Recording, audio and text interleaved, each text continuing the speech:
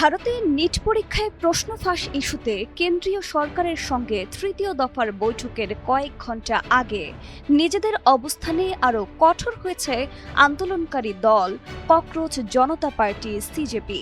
কেন্দ্রীয় শিক্ষামন্ত্রী ধর্মেন্দ্র প্রধানকে বরখাস্ত না করা হলে নতুন করে আলোচনার কোনো যৌক্তিকতা নেই বলে সাফ জানিয়ে দিয়েছে সংগঠনটি।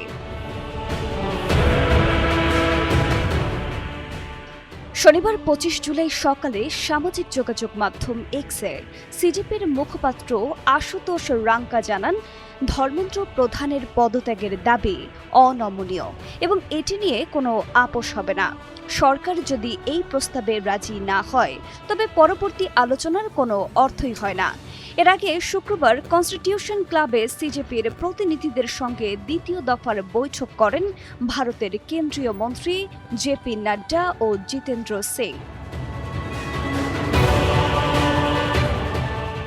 আন্দোলনকারীদের তিনটি মূল দাবির মধ্যে দুটি দাবির বিষয়ে কেন্দ্র নীতিগতভাবে সম্মত হয়েছিল।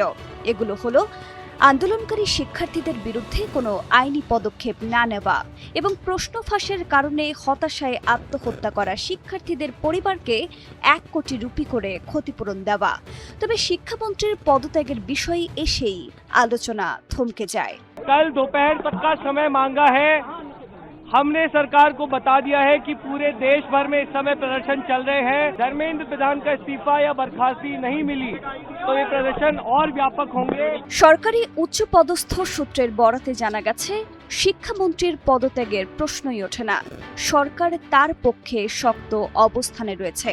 তবে সংকট সামাল দিতে ন্যাশনাল টেস্টিং এজেন্সির ৪৭ জন কর্মকর্তাকে বরখাস্ত করেছে কেন্দ্র এবং দ্রুতগতির আদালত গঠনে প্রধানমন্ত্রী নরেন্দ্র মোদীর নতুন নির্দেশনার কথাও জানানো হয়েছে।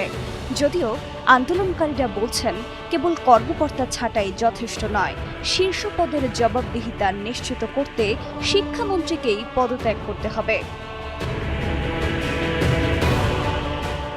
এদিকে ২৫ জুলাই দুই পক্ষের মধ্যে বহুল আলোচিত তৃতীয় দফার বৈঠকটি অনুষ্ঠিত হবার কথা রয়েছে।